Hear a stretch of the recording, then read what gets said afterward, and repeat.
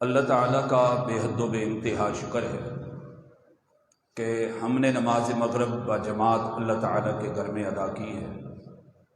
اللہ تعالیٰ ہمارا اپنے گھر میں حاضر ہونا اپنی بارگاہ میں شرف قبولیت سے نوازے، اس کے بدلے میں اللہ تعالیٰ ہم سے راضی اور جنت الفردوس کا داخلہ عطا فرمائے۔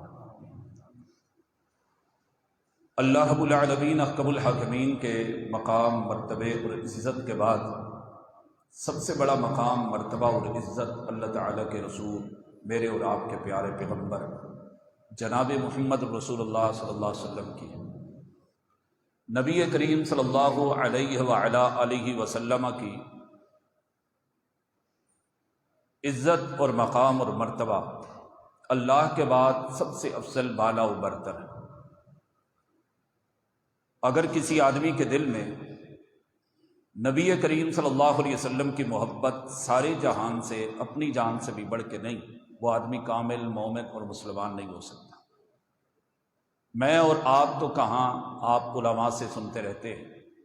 سیدنا فاروق اعظم رضی اللہ تعالیٰ عنہ کو بھی رسول اللہ صلی اللہ علیہ وسلم نے فرمایا تھا کہ عمر جس کے دل میں اس کی جان سے بھی زیادہ میری محبت نہیں، وہ آدمی مومن نہیں ہو سکتا۔ اصحاب پیغمبر رضوان اللہ علیہ مجمعین نے اس پیغمبر کی محبت کے پیچھے سب کچھ قربان کیا تھا، اپنا جان، مال، اولاد، گھر بار سب کچھ قربان کیا تھا۔ اور صرف پیغمبر کی محبت کے پیچھے ہی نہیں، پیغمبر کے فرمان کے پیچھے بھی انہوں نے سب کچھ قربان کیا۔ انہوں نے سب کچھ چھوڑا، رسول اللہ صلی اللہ علیہ وسلم کے فرامین کو دل سے لگا۔ ایک نہیں کئی مرتبہ سیدنا فاروق اعظم رضی اللہ تعالیٰ عنہ کے دور کے مشہور بعض واقعات کہ انہوں نے کوئی بات کی تو ایک عورت کھڑی ہو گئی کہ عمر، سیدنا اللہ رب العالمین نے اور اللہ کے پیغمبر نے جب حق مہر کو کھلا چھوڑا ہے، تم کیوں پابندی کرتے ہو کہ اس سے زیادہ کوئی نہیں دے سکتا؟ یعنی پیغمبر کے فرمان کے اوپر کسی کا حکم وہ نہیں چلنے دیتے تھے۔ انہوں نے ساری دنیا کی مخالفت پیغمبر کے فرمان کے پیچھے لی۔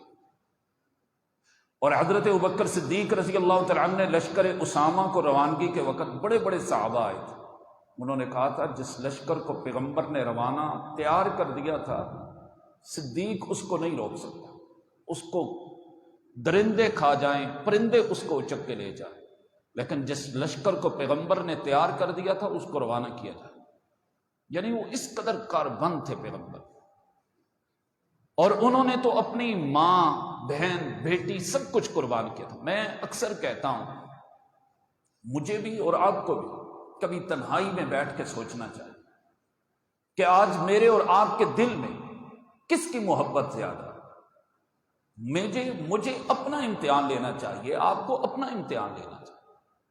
سوچنا تو چاہیے۔ رسول اللہ صلی اللہ علیہ وسلم نے قسم کھا کے کہہ دیا تھا، اس ذات کی قسم جس کے قبضہ قدرت میں میری جان ہے، لا یؤمن احدکم، تم میں سے کوئی آدمی اس وقت تک مومن نہیں ہو سکتا جب تک اپنے ماں باپ، اولاد اور سب سے بڑھ کے مجھ سے محبت نہیں کرتا۔ جب پیغمبر قسم کھا کے کہہ رہے ہیں تو میں اور آپ چیک تو کریں ہمارا ایمان ہے کتنا۔ کبھی تنہائی میں بیٹھ کے سوچو تو صحیح، اگر ہمارے سامنے ہمارا باپ، ہماری ماں، ہمارا بیٹا، ہمارا کوئی رشتہ دار اللہ کے رسول کی گستاخی اور نافرمانی کرے، کیا ہم صرف اللہ کے رسول کے لیے اس سے تعلق توڑ سکتے ہیں؟ کیا اللہ کے رسول سے اس کی مخالفت کر سکتے ہیں کہ اس لیے کہ اس نے رسول اللہ کی مخالفت کی ہے اور ہم اس کے مخالف ہوں؟ یا کبھی ہم نے آج تک کوئی ایسا واقعہ میری اور آپ کی زندگی میں ہوا ہو کہ ہم نے کسی سے اس لیے مخالفت کر دی ہو، اس سے قطع تعلق کر لیا ہو، اس لیے اس کے مد مقابل کھڑے ہو گئے ہوں کہ یہ رسول اللہ کا مخالف ہے؟ کبھی زندگی میں ایک مرتبہ، اور کبھی تنہائی میں بیٹھ کے اپنے آپ کو پھر پوچھو تو صحیح، میرے پیغمبر نے قسم کھا کے کہہ دیا ہے کہ وہ آدمی مومن نہیں ہو سکتا، تو کیا ہم مومن ہیں؟ اصحاب پیغمبر رضوان اللہ علیہ مجمعین نے رسول اللہ صلی اللہ علیہ وسلم کی خاطر سب کچھ قربان کیا، پیغمبر کے لیے اپنی جان کے نذرانے دیے۔ پیغمبر کو سامنے ہیں، رسول اللہ صلی اللہ علیہ وسلم کی طرف تیر آتے ہیں، انہوں نے اپنے سینے پیغمبر کے لیے بچانے کے لیے اپنے آگے کر دیے۔ انہوں نے اپنی اولادیں پیغمبر کے اوپر، اپنے مال پیغمبر کے اوپر قربان کی۔ میرے ویر، میرے بھائی، میرے بزرگ ناراض نہ ہوں، میں تو حیران ہوتا ہوں اپنے آپ پر بھی کہ ہم کہاں کھڑے ہیں، کس مقام پہ کھڑے ہیں، ہمارا دعویٰ کتنا بڑا ہے کہ ہمارے پاس وہ خالص دین ہے جو اللہ نے آسمان سے اتارا ہے، وہ دین، وہ دعوت، وہ کتاب و سنت کی سچی اور صاف ستھرا دین اگر کسی کے پاس موجود ہے تو وہ ہمارا دعویٰ ہے کہ ہمارے پاس. لیکن ہم کیا اللہ کے لیے قربان ہو سکتے ہیں؟ کیا رسول اللہ صلی اللہ علیہ وسلم کے لیے قربان ہو سکتے ہیں؟ کیا اصحاب پیغمبر کے لیے ہم قربان ہو سکتے ہیں؟ کیا دین کے لیے ہم قربان ہو سکتے ہیں؟ ساری دنیا کی مخالفت سامنے لے کر کے ہم مد مقابل کھڑے ہو سکتے ہیں؟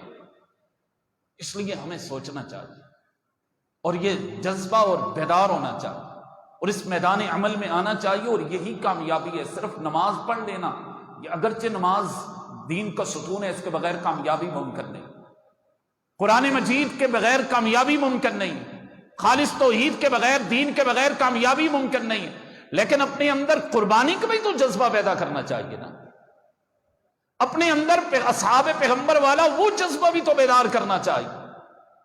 اصحاب پیغمبر رسول اللہ صلی اللہ علیہ وسلم نے بڑی جنگوں میں وذات خود حصہ لیا، اور بڑی جنگ پیغمبر، اصحاب پیغمبر کو رسول اللہ صلی اللہ علیہ وسلم نے تیار کر کے جنگوں کے لیے روانہ کیا. تمام سیرت النبی کا آپ مطالعہ کر کے دیکھ رہے، کسی ایک جنگ میں اتنی کثیر تعداد اصحاب پیغمبر کی شہید نہیں ہوئی جتنی رسول اللہ صلی اللہ علیہ وسلم کے مقام نبوت اور ختم نبوت کے لیے اصحاب پیغمبر شہید ہوئے. ان سے اس لیے 1200 سے زیادہ ایک جنگ یمامہ میں صحابہ شہید. اتنی کثیر تعداد کسی ایک جنگ میں پیغمبر کے ساتھ شہید نہیں، کسی ایک جنگ میں رسول اللہ صلی اللہ علیہ وسلم کے ساتھ صحابہ اتنے شہید نہیں جتنی عقیدہ ختم نبوت جو اسلام کا بنیادی اور اساسی عقیدہ ہے. میں نے کئی آپ میں سے میں چہرے دیکھ رہا ہوں جنہوں نے مسجد عائشہ میں جمعہ پڑھا تھا، میں نے تفصیلاً اس حوالے سے جمعہ بھی پڑھایا. یہ بنیادی عقیدہ اور اساس ہے ہماری، اس کے اوپر اسلام کی عمارت کھڑی ہے. اگر عقیدہ ختم نبوت ایک آدمی کا نہیں ہے، اس کے پاس دین نہیں ہے. یعنی وہ دوسرے کو معصوم سمجھتا ہے، اس کے پاس کیا دین ہے؟ پیغمبر کے پاس کسی اور کی بات مان لے گا، کسی اور کا کلمہ پڑھ لے گا، اس کے پاس دین کہاں ہے؟ اسلام کہاں ہے؟ وہ قرآن کو کیا سمجھتا ہے؟ اس کے پاس دین ہے ہی نہیں. یہ دین کا حلیہ بگاڑنے کا طریقہ عقیدہ ختم نبوت کے اوپر حملے ہیں. رسول اللہ صلی اللہ علیہ وسلم نے فرمایا تھا 30 سے دجال قیامت سے پہلے آئیں گے جو نبوت ہر ایک یہ دعویٰ کرے گا کہ میں نبی ہوں، لیکن وہ جھوٹے ہو سکتے ہیں، وہ نبی نہیں ہو سکتے. حملے ہوں گے اس کے اوپر اسلام کا حلیہ بگاڑنے کے لیے. ہندوستان کے اندر سب سے زیادہ اگر کسی کی خدمات ہیں وہ آپ کے اکابر کی خدمات ہیں، آپ کی خدمات ہیں، آپ لوگوں کی خدمات ہیں. یہ ہماری بدقسمتیاں ہیں کہ ہم نے ان کی اکابر کی خدمات کو پس پشت ڈال کر کے کسی اور رستے پر چلے گئے، خاموش ہو کر کے بیٹھ گئے. سب سے پہلا بات یاد رکھیں، کسی کے خلاف پہلا فتویٰ دینا مشکل کام ہوتا ہے.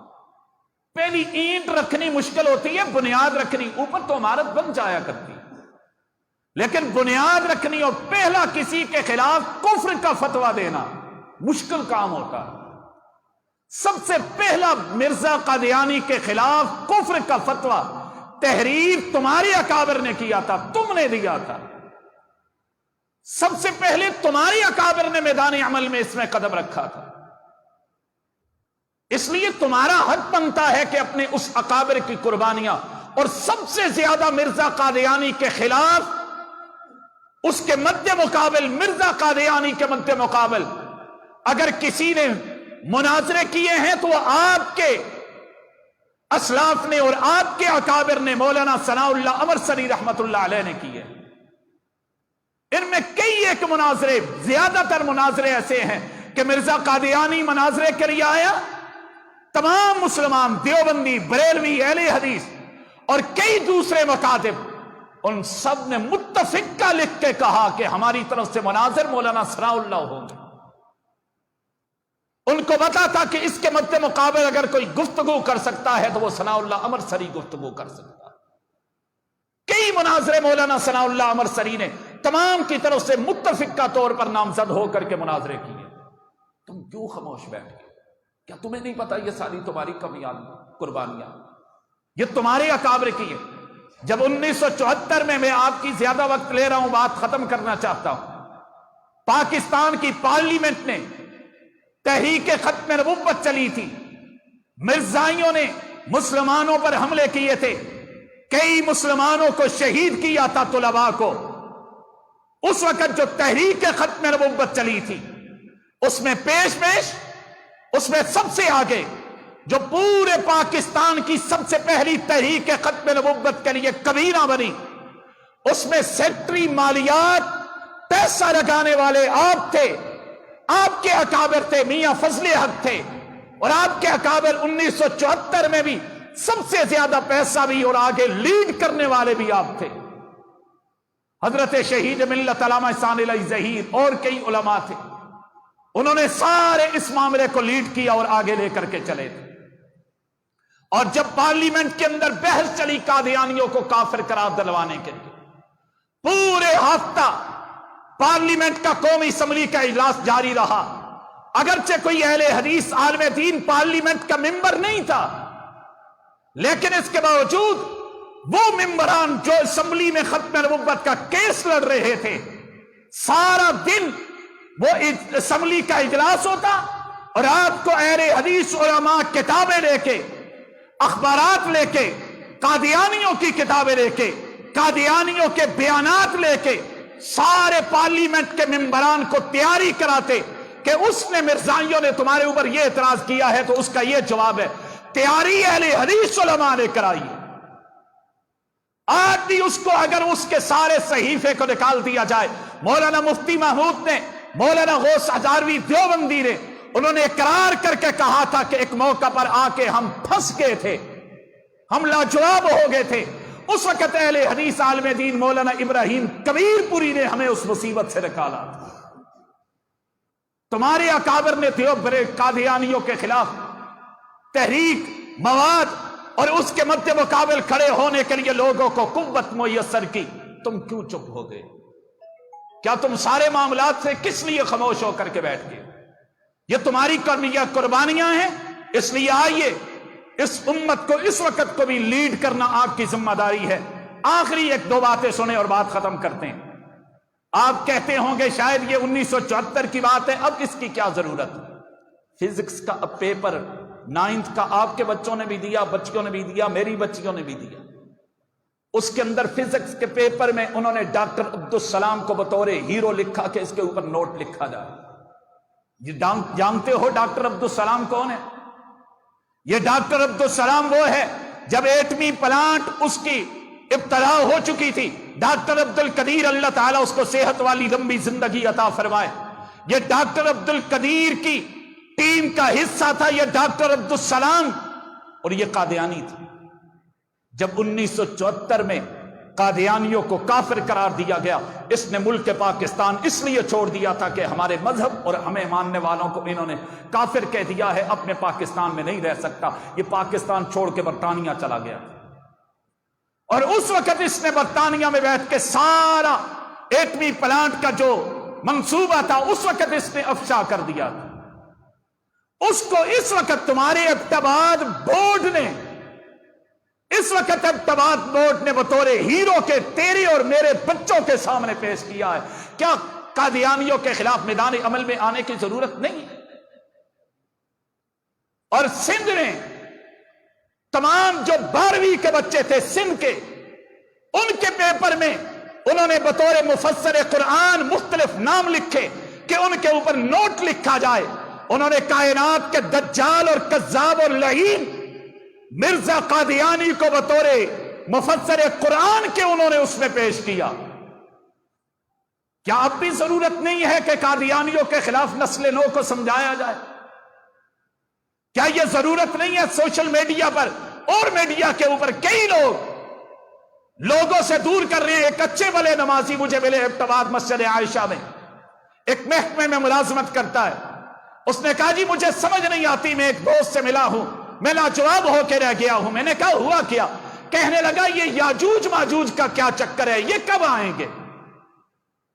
یہ سمجھ نہیں آتی کہ حضرت عیسیٰ کیسے اتریں گے، یہ دجال کب آئے گا، یہ کیا ہے، میری سمجھ میں نہیں آ رہی۔ میں نے جب ساری باتیں اس کو سمجھائیں تو میں نے تحقیق کی تو اس کے پیچھے قادیانی چھپے بیٹھے تھے۔ تمہاری نسل نو کو وہ گمراہ کرنا چاہتا ہے، دین سے دور کرنا چاہتا ہے۔ وہ دجال کا منکر ہے، وہ امام مہدی کے ظہور کا منکر ہے، یاجوج ماجوج کا منکر ہے، وہ حضرت عیسیٰ علیہ السلام آسمانوں سے اتریں گے اس چیز کا منکر ہے۔ وہ اپنے آپ کو بطور مسیح کے پیش کر چکا ہے۔ اس لیے آئیے اس امت کو سہارا دیجیے، تم ہی ہو تم، باقی تو کئیوں نے دروازے کھولے ختم نبوت کے اوپر ڈاکے ڈالنے کے لیے، کئیوں نے کھڑکیاں کھولی، کئیوں نے روشندان کھول کے سہولت کار کے